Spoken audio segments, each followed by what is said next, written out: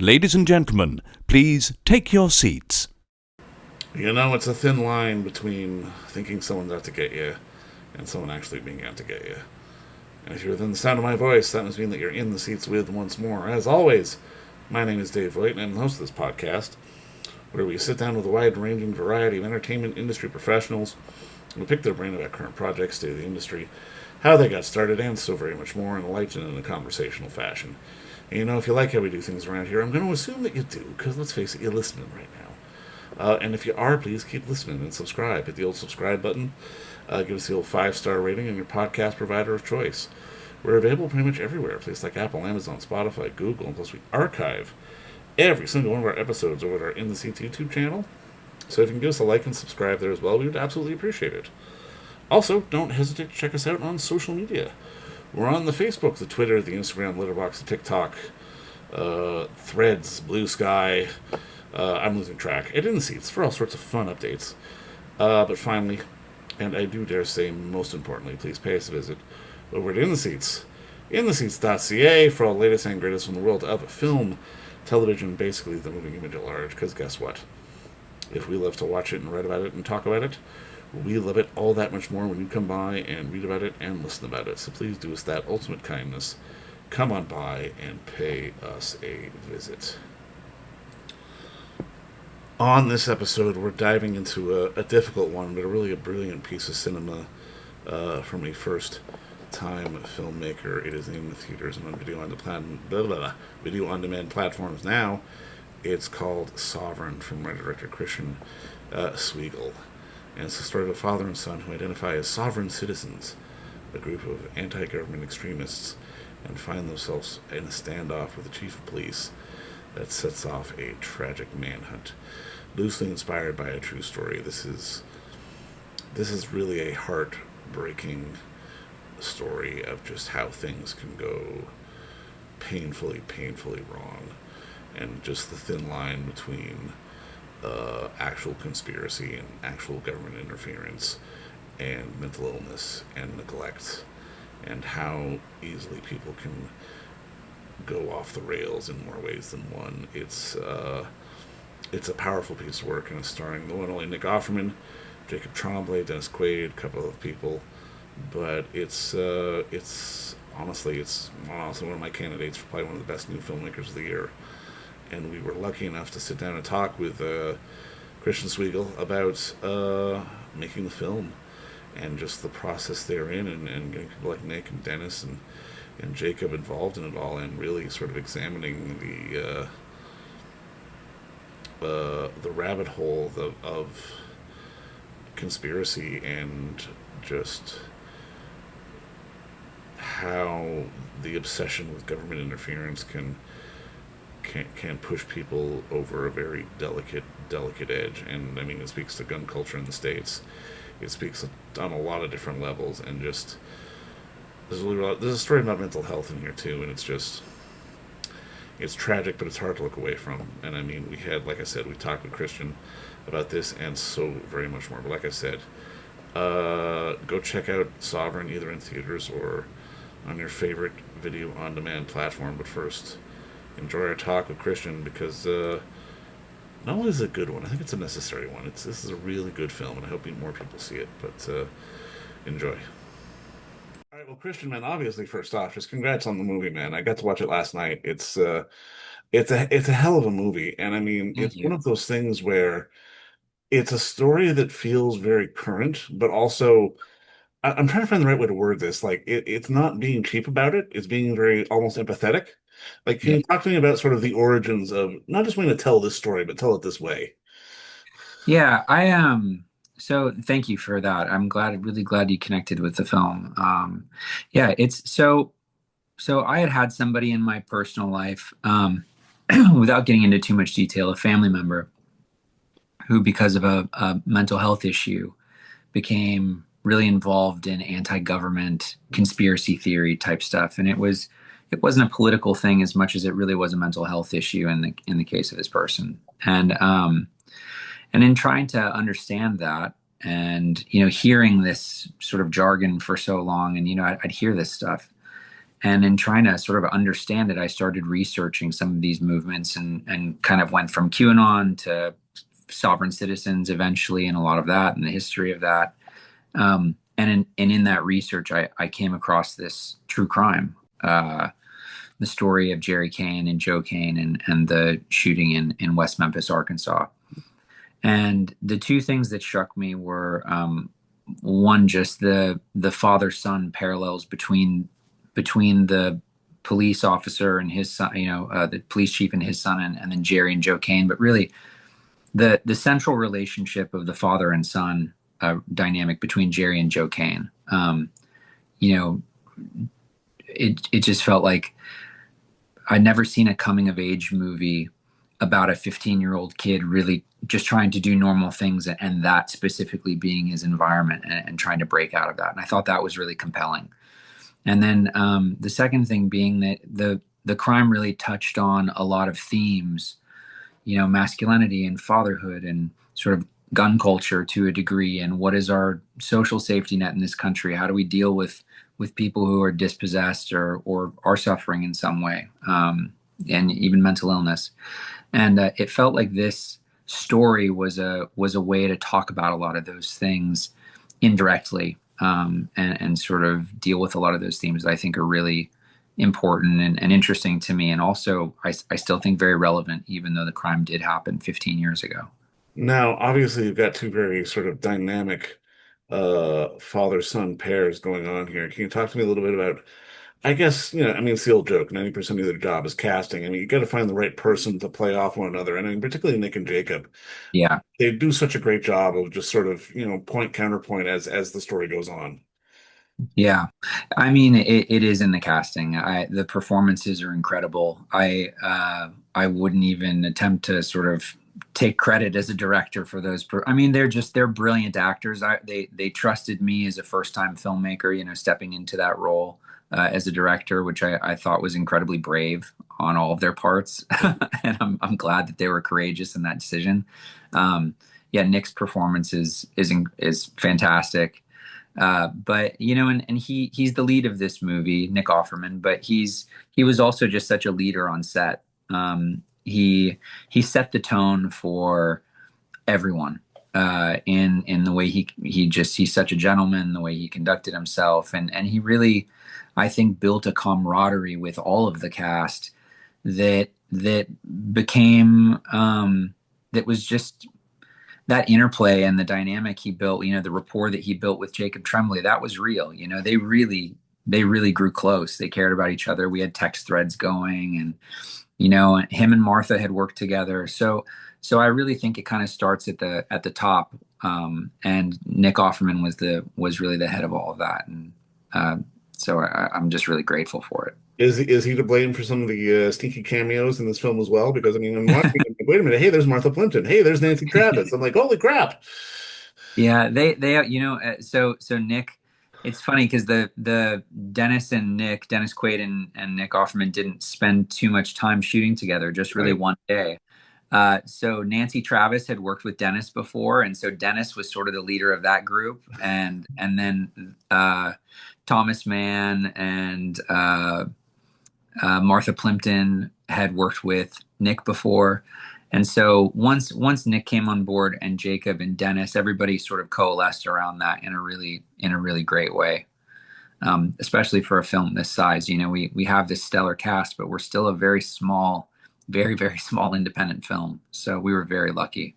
On something like this, especially given that it is your first feature, I mean, how did you manage to stay away, I guess, from the political side of it and make it more about sort of the Hmm. interpersonal relationships? Because it would have been so easy to have this be more politicized, and really Yeah. you actually stay away from it.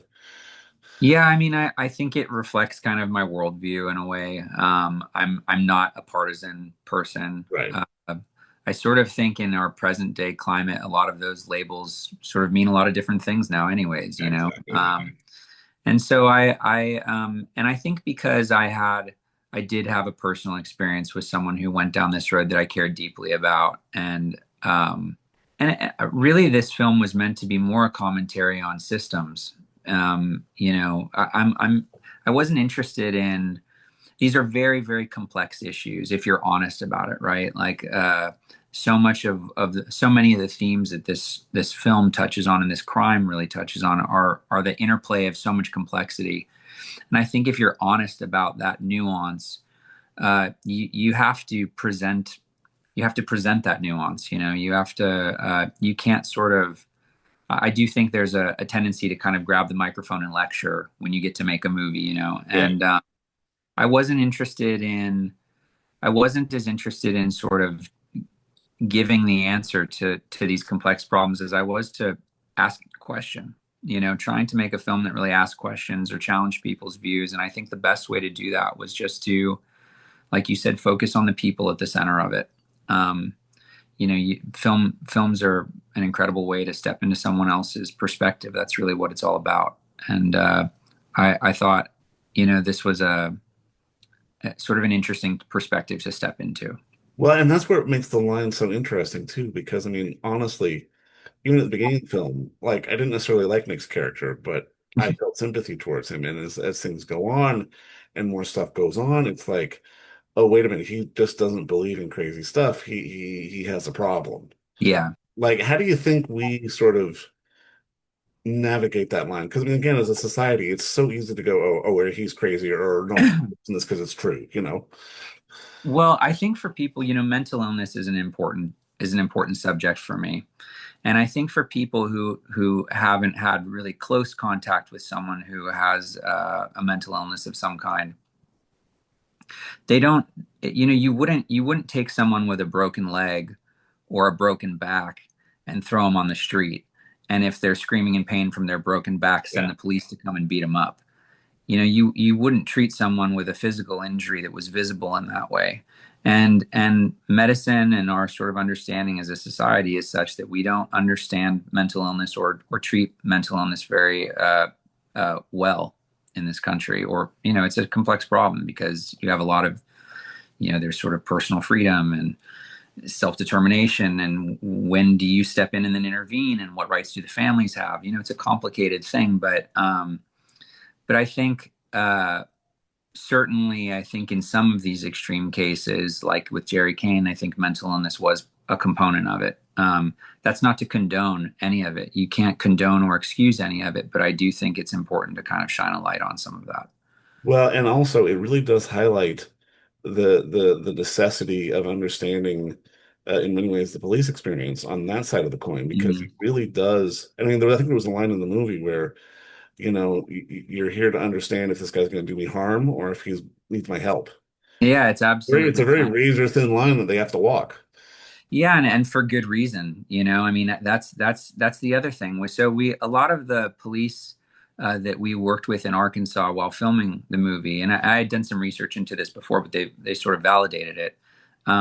They said a large portion of the interactions they have are with people that have some sort of mental impairment, Yeah, whether it's schizophrenia or bipolar, or they're having a psychotic break, or even things as sad as someone was born with, fetal alcohol syndrome. right. They have some sort of actual mental retardation.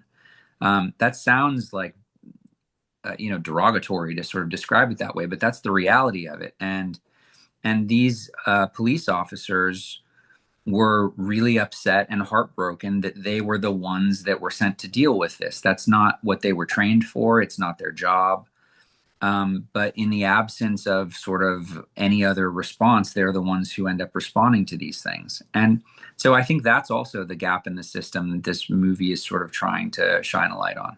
Would it be like, I mean, given your research, do the boots on the ground police sort of understand the disconnect? Because I mean, obviously we've seen the whole defund the police movement, which I don't necessarily agree with. I think it's more of a retrain the police kind of movement, sort of give them sort of a grander expanse of what the tools they need to do the job, which feels like in so many communities out there, many of them don't have. Yeah, I mean, I think diving into an issue. So my personal views on it are pretty long-winded to have to go into the Right. detail, but I think that there's been studies on this. There's been all sorts of debate about how do we train our police? Should we have social workers that also respond to some of these things? Are mental health facilities or institutions something that should be brought back in certain states or considered? Like how, these are very complicated and hotly debated issues. But also sort of out of sight, out of mind for most of, we Right. kind of keep going on and the same thing keeps happening over and over again. And everybody just says, well, it's complicated, but I think the reality is this is the world we're living in. There's not Yeah. there are a lot of gaps in these systems. And I feel for the police that have to, that's two officers in this case lost their lives, Yeah. and those families were destroyed. And so it's a very difficult problem to solve on all sides.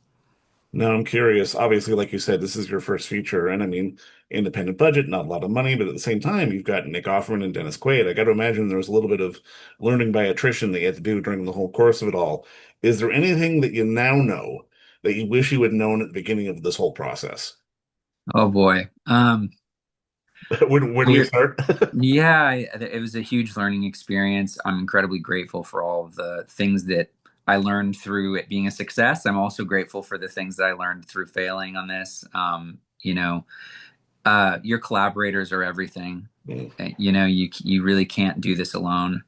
Um, I had this belief, but it was sort of further reaffirmed. I guess you would say that actors, your cast is everything. I feel like your cast and really work on your script and be clear on what you're trying to say. I think those were the two lessons. And then in terms of the practical nuts and bolts of it, I just wish I had more time.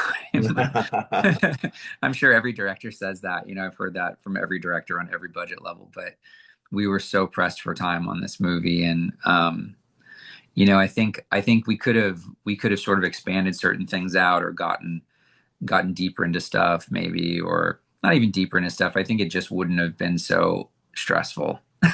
Like it was Well, so incredibly stressful. obviously, you don't get a lot of rehearsal time. Was everyone kind of on board with sort of the need of, I guess, that tone of needing to put more understanding out there into the world? Because I again, like I said at the beginning, this is one of those films that could have easily been pushed in one way or the direction or the other, and it really wasn't.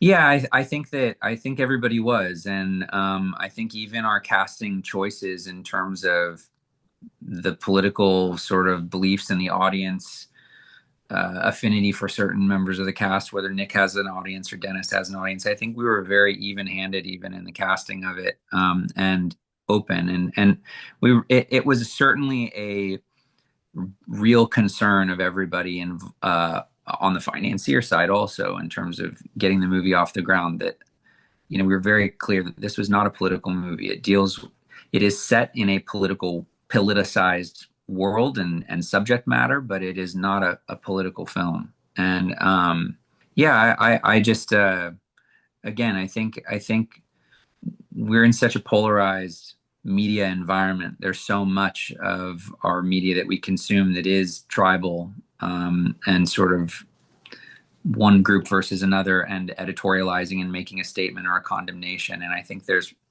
plenty of people out there doing that, and I didn't think we needed to add to that with this. This was trying to do something a little different. No, I mean, obviously, it's getting out there into the universe now, and I mean, other than the obvious things of successes, making your money back, all that kind of thing, is the sort of hope and goal to sort of have this be sort of one of those things that gets people talking. Because even like you said, this is kind of a subject, especially when it comes to mental health. It's like, oh no, I don't want to talk about that. This makes you talk about that. Yeah, I think there's an ambiguity to, like I said, I love my favorite films really, and I think there were great films in the '70s that did this in American cinema Right. that ask questions. You sort of, the movie is the start of the conversation. It's not the end of the conversation, and that can be dissatisfying or maybe disorienting for certain people watching the film, because I think we're really used to a passive viewing experience in a lot Right. of ways. Right. You leave the movie and you say, well, what's the point of this? What's the message that I'm supposed to take away from? What do you want me to know? And I think that if you're not willing to take that extra step and engage, then it might feel overly simplistic. But the point of it is to get somebody to turn to the next person and say, well, what did you think about that? And if that conversation starts, then that's what we're trying to do with the movie. It sounds kind of high-minded and academic, but There's nothing wrong with it. Nothing genuinely, wrong with it. that's genuinely what we were going for. Yeah. But I mean, just put a bow on this because you mentioned the sort of the movies of the 70s, and I always like to ask this question to people. Like, was there a movie or movies that made you sort of go, light bulb go off? I want to do that. I grew up. My mother was a songwriter growing up, and through that, she was in the music business, and because of that, we had access when I was a kid to the Academy screeners through friends and stuff. They Nice. would Right, right, we'd right. get these tapes loaned to us, and it's funny because my favorite that time of year around award season every year Yeah. when the and it used to be these VHS binders, that would and you'd pass it to your friend and then everybody would swear you to secrecy that you didn't have it, or lend it out. Um, but I used to wait for those things to come around as a kid, and I remember watching Heat, on the double VHS tape, and Right, right, right, right. so that movie was obviously like the any movie with a shootout that's ever been made since then. I feel like has referenced Heat. That was I love that film. The films of the 70s, I love Paul Schrader. I love Sidney Lumet. His book, on movie making was the first book I ever read before going to film school. And I still think it's one of the best books on filmmaking. Love it. Yeah. Um, yeah, I mean, I think those films had something to say about the not something to say, but they reflected the world in an honest way, and I think we see a lot of that in European cinema, just they because of how their funding structure is set up. But with American films and it being commercial films, it's a little harder to get into that. So we were very lucky to do this as an independent. Well, Christian, I hope around award season that someone, whispers to one of their friends, "Hey, I got the screening link. I think you should come over and watch it, man. It's a really good movie." And I hope people I find hope that so for too. you. I But hope so Christian, too. man, just this is a hell of a piece of work. And just honestly, thank you for the time today. I really appreciate this. And good luck the rest of the way with the film. Thanks so much. I really appreciate you speaking with me. And don't forget to visit our friends over at Bay Street Video for all your DVD, Blu-ray rental, or purchasing needs this summer, as they are still open for curbside and some mailing delivery as well. Over at 1172 Bay Street, Toronto, Ontario, Canada, you can give them a call at 416-964-9088. That's 416-964-9088. Or send them an email at baystreetvideoto@gmail.com for any of your DVD and Blu-ray needs.